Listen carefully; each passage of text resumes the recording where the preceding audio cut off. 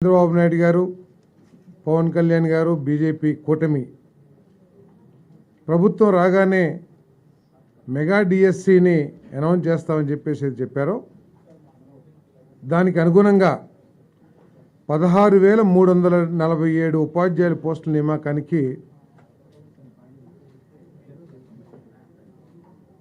ఈరోజు క్యాబినెట్ ఆమోదం తెలియజేసిందని చెప్పేసి మీ అందరికీ మనవి చేస్తామని నేను. అంటే ఎస్జిటీలు, పీఈటీలు డిఫరెంట్గా ఉన్నాయి.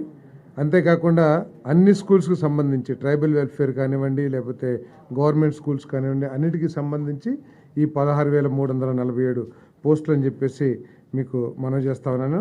ఇక్కడ దురదృష్టం ఏంటంటే గత ప్రభుత్వం అందరికీ తెలిసిందే, డిఎస్సికి క్వాలిఫికేషన్ ఏంటంటే టెట్